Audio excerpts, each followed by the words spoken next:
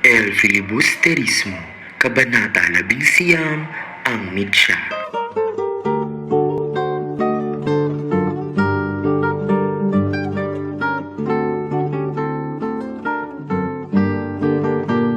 Sa ating guro na si Ginang Daisy Calsocho at sa mga mag-aaral na handang makinig sa aking presentasyon ngayong araw, isang mapagpalang araw sa inyong lahat.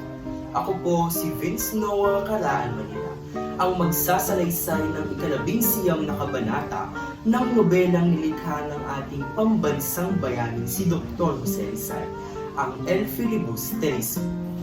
Ang pamagat ng ika-11 na kabanatang ito ay ang mitya. Subalit bago tayo dumako sa mga pangyayari o mga kaganapan na naganap sa kabanatang ito, atin munang isa-isahin ang mga tauhan na gumanap sa ika-11 na kabanata. Una, si Placido Penitente.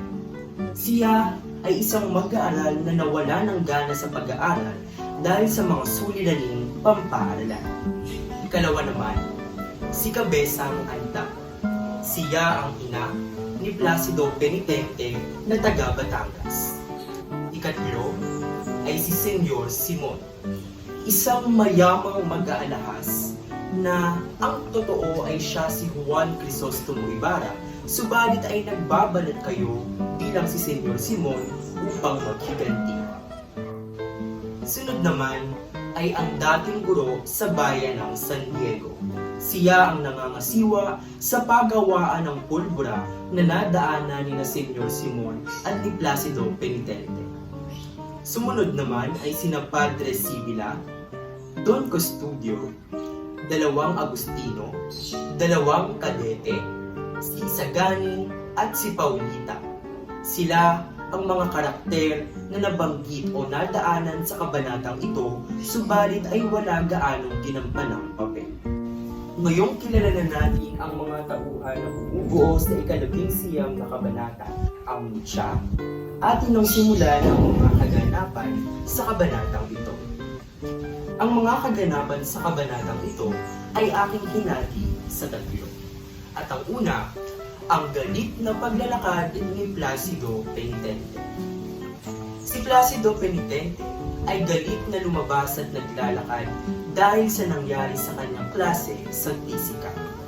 Halos hindi makapagtimpi ang binata at nais niyang gumawa ng 1,001 paghihiganti. Sa kalagitnaan ng kanyang paglalakad, nakita niyang lula ng isang sasakyan sina Padre Sibila at Don Custodio. Dahil sa taglay na emosyon, nais na lamang habulin ni Placido Penitente ang sasakyang kinalulunanan ng dalawa upang itapon ang kura sa ilog Pasig.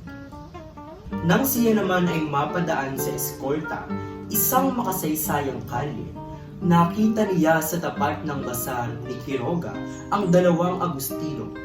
Nang dahil sa emosyon, ay nais pag-undayan ng suntok ni Penitente ang 2 Agustinong ito. Subalit sa kabutihang palad, nagawa niyang pigilan. Nakakita rin siya ng 2 kadete na may kausap na mga kawani at dahil sa galit ay kanya itong pinagsasagasa. Ang ikalawang bahagi naman ng mga kaganapan sa ika-11 na kabanata ay ang pagpupulong ni Placido Penitente at ni Cabezang Anda. Nang makarating si Placido sa kanyang tinutuluyan, do'y kanyang nakita si Cabezang Anda. Si Cabezang Anda ay ang ina ni Placido Penitente na nagmula pa sa Batangas. Agad na may sinabi at nagpaalam si Placido sa kanyang ina patungkol sa kanyang paghinto sa pag-aaral. Naghinagpis si Cabezang Andang sa sinambit na ito ng kanyang anak at agad siyang nagmakaawa at nakiusap dito. Matapos ang pagpapaalam, ay agad umalis si Placido Penitente at nilibot ang Sibakong Tundo, San Nicolas at ang Santo Cristo. Nang siya ay nakaramdam ng gutom, agad din siya umuwi. Inakala niya na hindi na niya madadatnan ang kanyang ina at naisip na ito ay pumunta sa kapitbahay. Subalit siya ay nagkamali sapagkat nadatnan pa rin niya sa kanyang tinutuluyan ang kanyang ina na si Cabeza Anda. Agad sambit ng kanyang ina, nakiusap raw siya sa prokurador ng Agustino upang ayusin ang suliranin ni Placido sa nakagalitan nitong Dominikano. Subalit, iba ang katigasan ng ulo ni Placido Penitente. Aniya'y tatalon daw muna siya sa Ilog Pasig o di kaya naman ay magiging isang tulisan muna bago siya muling mapapayag na muling mag-aral. Muli ay nagsermon ang kanyang ina ukol sa pagtitiis. Hindi na lamang kumain si Placido at agad siya umalis. Ang ikatlong bahagi naman ng mga kaganapan sa ika-11 na kabanata ay si Placido Penitente at si Senyor Simon. Nang umalis si Placido, pumunta siya sa daungan ng Bacor. Dooy kanyang napagtanto na magpunta ng Hong Kong upang magpayaman at kalabanin ang mga praile sa pagbabalik nito. Dahil sa walang nakahuntahang kaibigan itong si Placido Penitente, naisipan na lamang niya na magtungo sa isang peryahan. At doon, kanyang nakita ang isang mayamang alahero na si Senyor Simon. Nagkwentuhan sina Senyor Simon at Placido patungkol sa mga nangyari sa binata at sa kanyang kagustuhan ng mga ibang bansa. Isinama ni Simon ang binata sa kanyang karuwahe at kanilang nakita ang magkasintahang sina Paulita at Isagani na siya namang kinaingitan ng binata si Placido. Patuloy ang paglalakbay ni na Senyor Simon at ng binatang si Placido hanggang sa sapitin nila ang isang munting bahay na pagawaan ng pulbura na pinangangasiwaan ng dating guro sa bayan ng San Diego. Ang pulbura ay kilala rin sa tawag na itim na pulbos. Ito ay halo ng masusustansyang kemikal. Inatasan ni Simon ng pakipagkitaan ng guro ang tenyente at ang kabo ng mga militar. Gayon din si Cabezang Tales, subalit, ani ng guro ay hindi pa sila handa.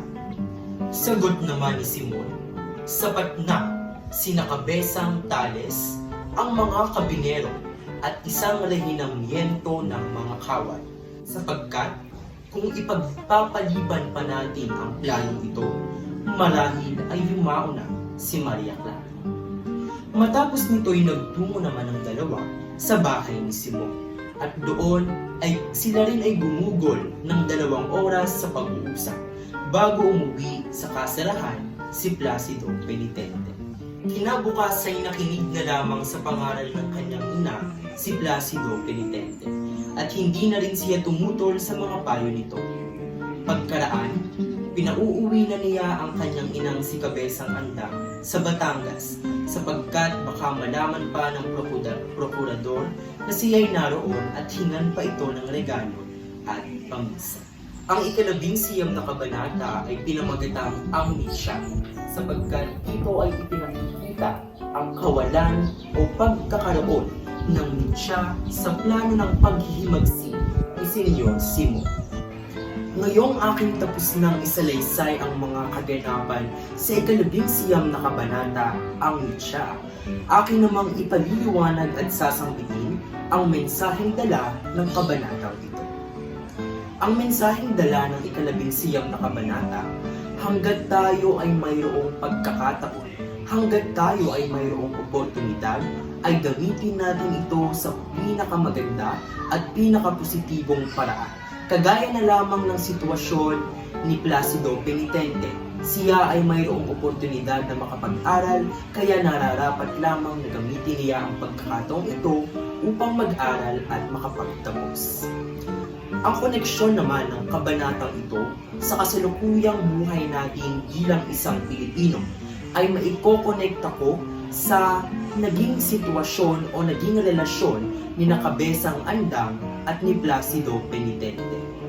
Kung ating babalikan ang unang kaganapan, si Cabezang Tandang at si Placido Penitente ay nagkaroon ng pagpupulong patungkol sa pagpapatuloy ng pag-aaral ni Placido Penitente.